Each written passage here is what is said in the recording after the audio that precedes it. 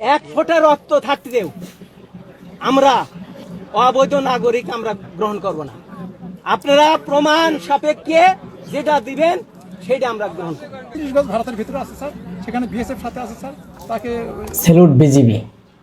আজকে তাদের স্যালুট দেওয়ার মূল কারণ হচ্ছে নতুন বাংলাদেশে বিজিবি যেই সাহসিকতা দেখাচ্ছে এটা আসলে অকল্পনীয়। কখনো ভারতের সাথে বাংলাদেশের বিজিবি চোখে চোখ রাঙিয়ে এরকমভাবে কথা বলতে পারে না।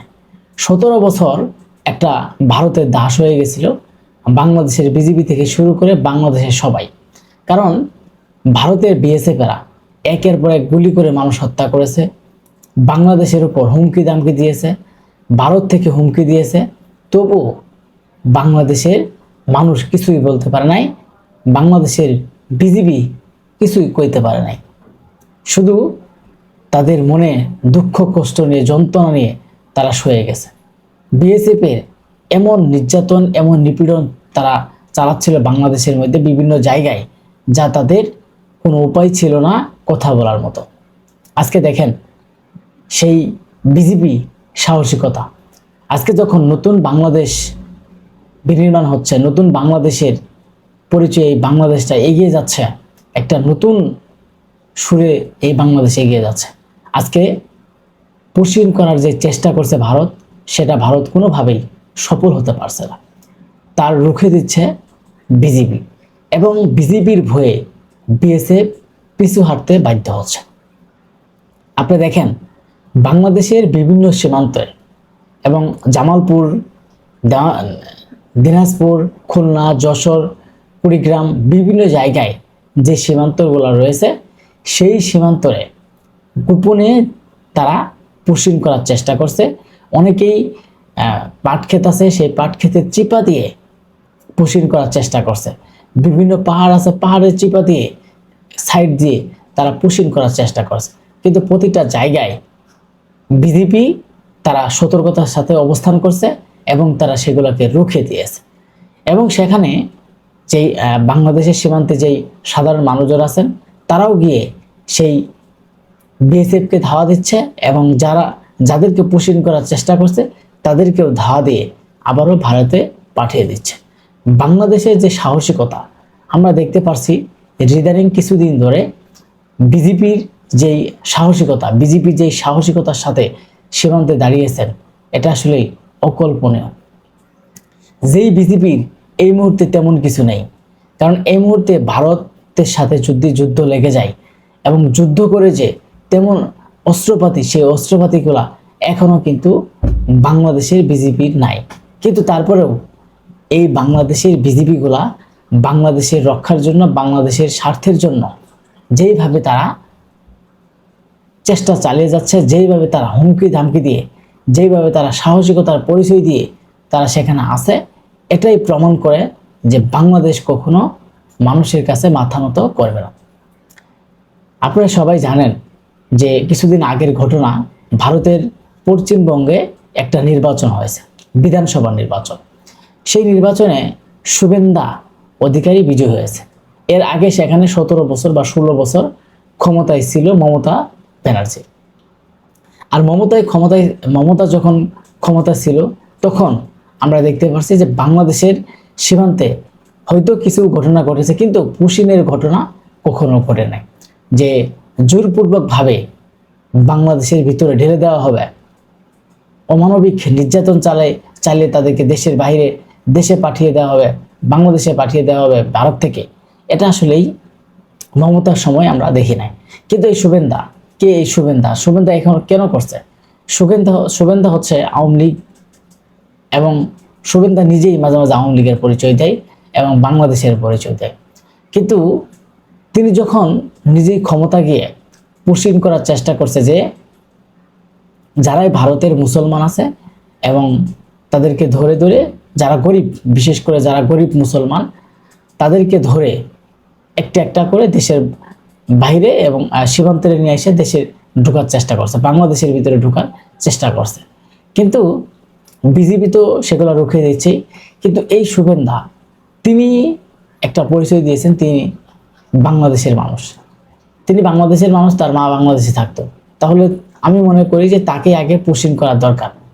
যে তিনি যেহেতু বাংলাদেশে ছিলেন, তিনি যেহেতু পুশিং করা শুরু করেছেন ওই দেশে ক্ষমতায় গিয়ে, তো সর্বপ্রথম তাকে পুশিং করে বাংলাদেশে পাঠানোর দরকার। তারপরে হয়তো যারা আরো আছে তাদেরকে পুশিং করা দরকার। যাই হোক, আমরা যেসব বিষয় নিয়ে আলোচনা করব সেটা হচ্ছে বিজেপির যে সাহসিকতা দেখে এখন হতভম্ব হয়ে গেছে ভারত। ভারত ভাবতেছে যে যেই বিজেপির নেই অস্ত্রপাতি, নেই কোনো শক্তি, তারপরেও তাদের সাহসিকতা, তাদের সীমান্তে বাংলাদেশের লোকজন এসে যে সাহসিকতা দেখাচ্ছে, এটাই প্রমাণ করে যে বাংলাদেশ মাথা নত করার আর দিন নেই, আর করবে না। কারণ তারা হয়তো ভেবেছিল 17টা বছর মজা করে খেয়েছে এবং বাংলাদেশটাকে লুটিয়ে নিয়েছে এই নরেন্দ্র মোদী। এখন যেহেতু ভালো সম্পর্ক নেই, এখন তার কারণে বাংলাদেশের সাথে বিভিন্ন ইস্যু নিয়ে কিভাবে উত্তেজনা তৈরি করা যায়, এর জন্য কিন্তু চিন্তা ভাবনা করছে এই বিজেপি সরকার। এবং বিজেপি সরকারের মেন যিনি একজন লোক রয়েছেন শুভেন্দু, তার মনে যখন চায়, যা চায় তাই তিনি বক্তব্য দিয়ে, এবং সবসময় তিনি বক্তব্য দেন বাংলাদেশ বিদ্বেষী এবং বাংলাদেশের বিরুদ্ধে। কিন্তু তিনি ক্ষমতায় যাওয়ার পরপরেই সেখানে মুসলমানদের যেভাবে নির্যাতন নিপীড়ন করা শুরু করেছে, এবং গোপনে মুসলমানরা যেগুলো গরিব তাদেরকে ধরে যেভাবে ঢুকানো হচ্ছে বাংলাদেশের ভিতরে, চেষ্টা করছে। আজকে বাংলাদেশ সব জায়গায় বাংলাদেশের বিজেপি একদম স্পষ্ট ভাষায় বলে দিচ্ছে যে বাংলাদেশের মানুষ সেগুলো গ্রহণ করবে না। হয়তো যারা বৈধ কাগজপত্র সব কিছু ক্লিয়ার আছে, তাদেরকে হয়তো বাংলাদেশ মেনে নেবে, যে তারপরেও পুশিংয়ের মাধ্যমে না, তারপরেও আন্তর্জাতিক যে আইন আছে, আন্তর্জাতিক যে নিয়ম আছে, যে নিয়ম নীতি আছে, সেই নিয়ম নীতি অনুযায়ী বাংলাদেশের কাছে হস্তান্তর করবে, এইগুলো তারা নেবে, এইগুলো মানবে। কিন্তু অযথা তাদের কোনো কাগজপত্র নেই, তারা ভারতে বসবাস করে, আর তাদেরকে ধরে যখন বাংলাদেশের ভিতরে ঢুকানো হবে, বাংলাদেশের বিজেপি কোনোভাবে সেগুলাকে মানবে না। আজকে বাংলাদেশের যেই বিজেপিকে, সীমান্তের যারাই বিজেপি আছেন তাদেরকে সেলুট আমাদের জানাতে বাধ্য। বাংলাদেশের যারা মানুষজন আছেন, যেখান থেকে যে ভিডিওটা দেখছেন, সবাই ভিডিওটা শেয়ার করবেন। আর একটা কথা হচ্ছে যে বিজেপিকে সবসময় সাহস দিবেন, কারণ আজকে তারা সীমান্তে, আপনারা যদি একটু লক্ষ্য করেন, ইদানিং কিছুদিন ধরে যেই ঘটনা ঘটছে, সীমান্ত যেই পুশিং করার চেষ্টা করছে ভারতের বিএসএফ, জোরপূর্বকভাবে হাতের আধারে অন্ধকারে চিপাত দিয়ে যে কোনো একটা জায়গায় দিয়ে ঢোকানোর চেষ্টা করছে।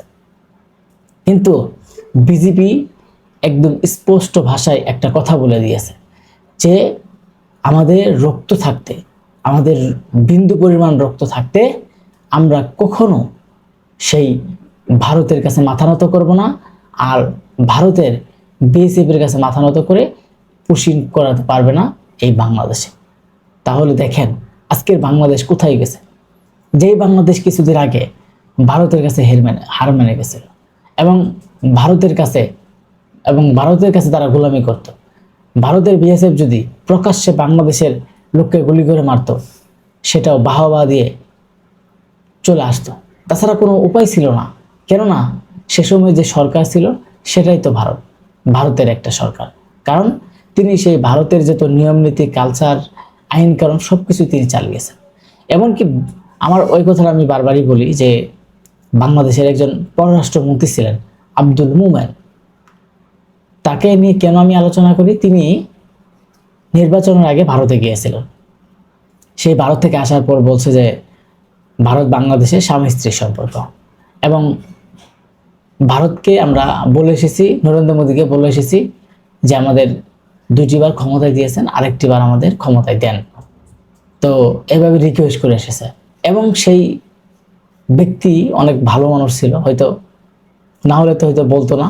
হঠাৎ করেই মনে হয় তার মুখ দিয়েও বের হয়ে গেছে যে তিনি নরেন্দ্র মোদীকে কি বলছেন, কিভাবে ক্ষমতা থাকবেন, আর কি আশ্বাস দিছে, সেইগুলো নিয়ে তিনি আবার বাংলাদেশে মিডিয়ার সামনে প্রকাশ করে দিয়েছেন। তো আসলে মানুষ তখন বলছে যে হয়তো মোমেনকে স্বাগত জানার দরকার, মোমেনকে স্যালুট জানার দরকার, অভিনন্দন জানার দরকার। কেন এই কথাটা বললাম, যে তিনি সত্য কথা প্রকাশ করেছেন। সে সময় তার মুখে অনেক বড় বড় চাপাবাজ চাপাবাজি করতো, চাপা পড়তো, কিন্তু বাস্তবে তাদের কোনো প্রমাণ ছিল, বাস্তবে কোনো তাদের কথা ছিল না, এবং বাস্তবে তারা কোনো সত্য কথা প্রকাশ করতো না। হয়তো মুখে মুখে মানুষের বলতো বিএনপি এটা ওইটা, আর মানে ভারতের বিরুদ্ধে বাজে বাজে কথা বলতো, কিন্তু আসলে প্রকৃতপক্ষে তারা ভারতের গোলামি করতো। সেটা হঠাৎ করে একদিন সত্য কথা প্রকাশ করে দিয়েছে। আজকে দেখেন, যখন আওয়ামী লীগ ক্ষমতা থাকলো তখন বিজেপির অবস্থান, আজকের বিজেপির অবস্থান, হয়তো আপনি অনেকে বলবেন আজকে সীমান্তে একটু আপনারা যান, সীমান্তে গিয়ে দেখেন যে বাংলাদেশের বিজেপিরা কিভাবে অবস্থান করছে এবং তাদের কতটা পাওয়ার রয়েছে, এটা একটু জানেন, যাচাই বাছাই করেন, বুঝেন, দেখবেন যে বাংলাদেশের বিজেপি এখন শক্তিশালী হয়ে দাঁড়িয়েছে। এরা আর কখনো এই ভারতের গোলামির করার চিন্তা করে না, এরা নিজেদের সাহসিকতা নিয়ে সেখানে রুখে দাঁড়িয়েছে। সবাই ভালো থাকবেন, অবশ্যই কমেন্ট করে মতামত জানিয়ে দেবেন।